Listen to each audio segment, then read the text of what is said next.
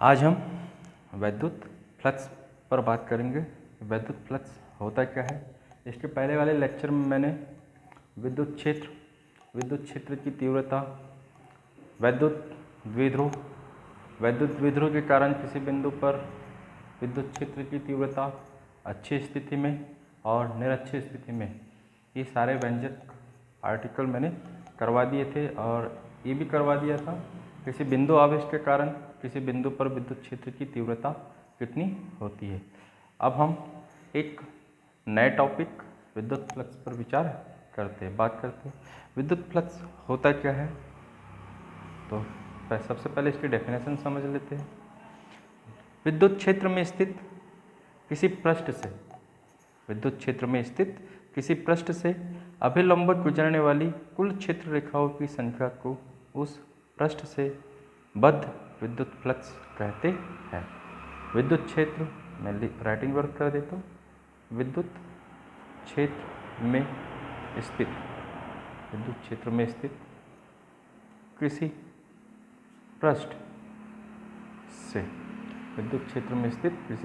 पृष्ठ से अभिलंबवत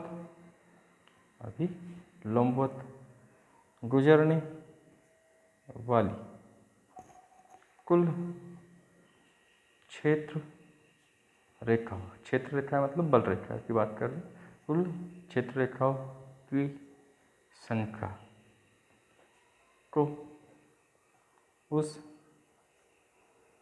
पृष्ठ से बद्ध वैद्युत फ्लक्स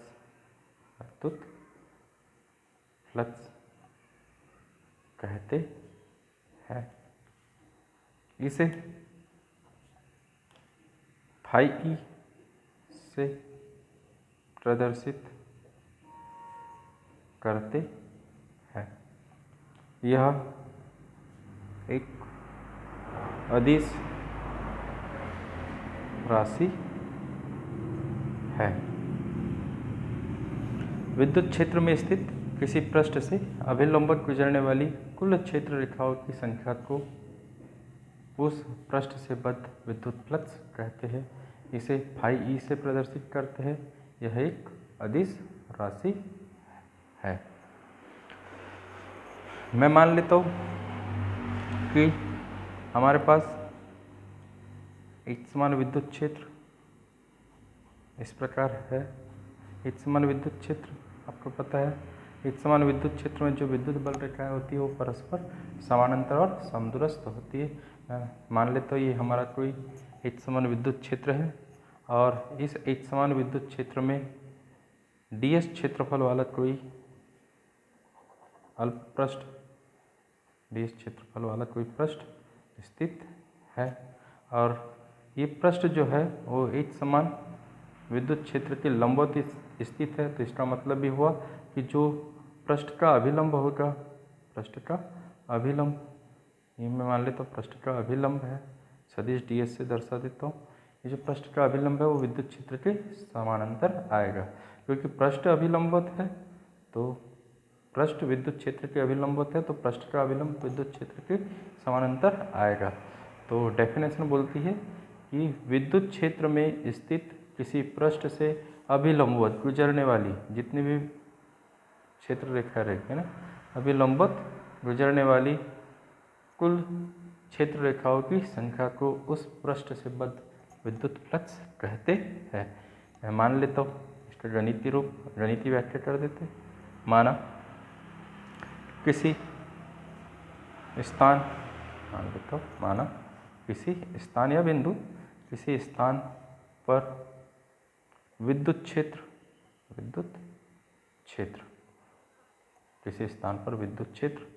सदिश E है। यदि उसके लंबवत स्थित किसी पृष्ठ का क्षेत्रफल डेल S हो तो उस पृष्ठ से बद्ध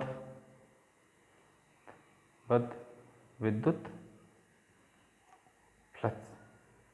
फ्लक्स फाई ई इस सूत्र से दिया जाता है विद्युत क्षेत्र, उस स्थान पर विद्युत क्षेत्र की तीव्रता का परिमाण इंटू पृष्ठ का क्षेत्रफल इंटू ds से दिया जाता है।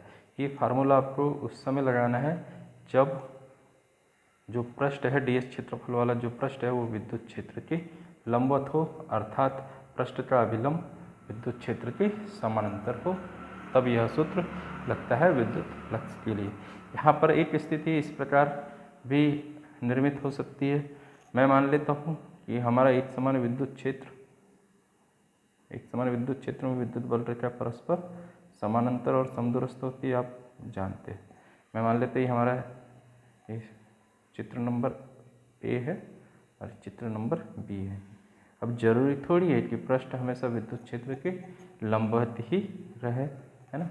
मैं मान लेता हूँ ये हमारा एक समान विद्युत क्षेत्र है और यहाँ पर जो पृष्ठ ds क्षेत्रफल वाला जो पृष्ठ ds क्षेत्रफल वाला जो पृष्ठ है उसका जो अभिलंब है वो विद्युत क्षेत्र के साथ मैं मान लेता हूँ ये विद्युत क्षेत्र, ये अभिलंब है, विद्युत क्षेत्र के साथ थीटा कोण बनाता है। मतलब इस स्थिति में जो पृष्ठ है वो विद्युत क्षेत्र के लंबवत न होकर किसी कोण पर झुका है। जब ऐसी कंडीशन होती है तो इस स्थिति में विद्युत क्षेत्र की तीव्रता का जो क्षैतिज घटक आता है ई कॉस थीटा,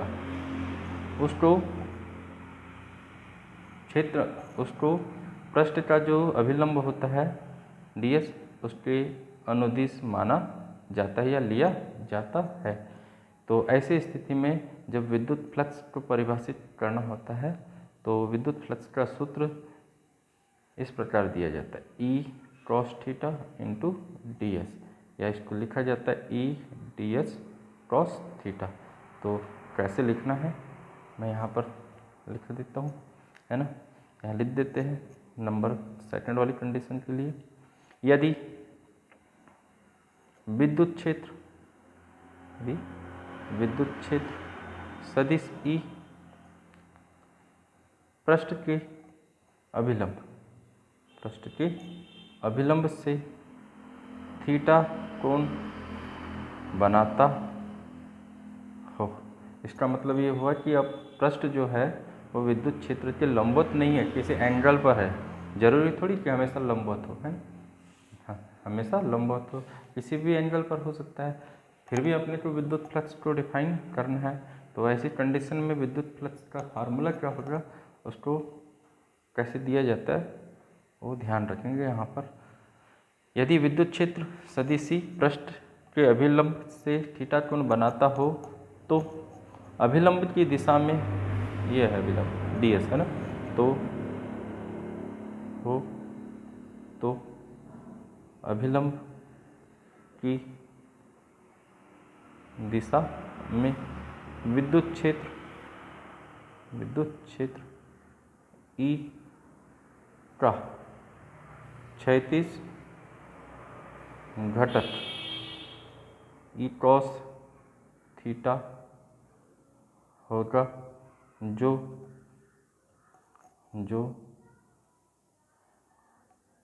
अभिलंब के समानांतर होगा, जो अभिलंब के समानांतर होगा। चाहते लाइन आप ब्रैकेट में लिख सकते हो। इस स्थिति में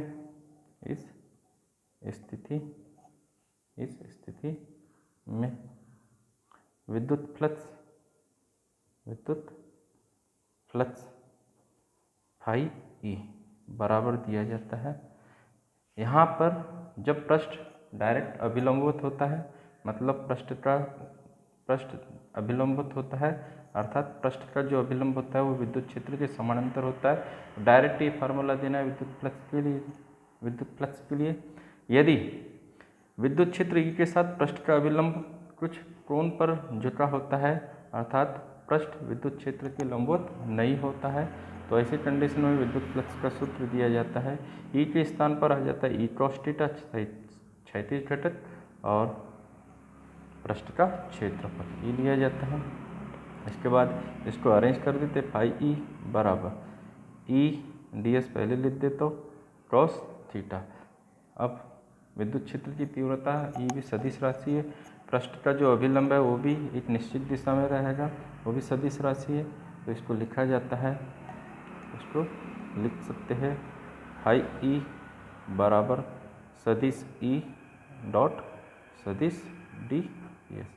तो या तो इस फार्मूले से दिया जाएगा विद्युत फ्लक्स का सूत्र, या अदिश गुणनफल के रूप में इस प्रकार दिया जाएगा। तो दोनों स्थिति समझ में आ गई होगी। स्थिति ए में पृष्ठ डायरेक्ट अभिलंब होता है विद्युत क्षेत्र के, अर्थात पृष्ठ का अभिलंब विद्युत क्षेत्र के समानांतर होता है। और ऐसे कंडीशन में जो पृष्ठ का अभिलंब विद्युत क्षेत्र के साथ थीटा कोण बनाता है, तो ऐसे स्थिति में विद्युत क्षेत्र की तीव्रता का जो क्षैतिज घटक होता है वो पृष्ठ के अभिलंब के अनुदिश आता है। तो इस समय विद्युत फ्लक्स को इस प्रकार लिखा जाता है, फाई ई बराबर E cos theta into D S. इसको अरेंज कर देता हूँ, फाई ई बराबर E D S cos theta, ये दो सदिश राशि सदिश ई और क्षेत्र सदिश जो अभिलंब है डी एस, उनका अदिश गुणनफल को परिभाषित कर रहा है कॉस थीटा, दो सदिश राशियों का अदिश गुणनफल है ये, तो इसको अदिश गुणनफल के रूप में इस प्रकार भी लिख सकते हैं, फाई ई बराबर सदिश ई डॉट सदिश डी एस। तो ये होता है विद्युत फ्लक्स। इसके नेक्स्ट टॉपिक में हम विशेष स्थितियाँ समझते हैं।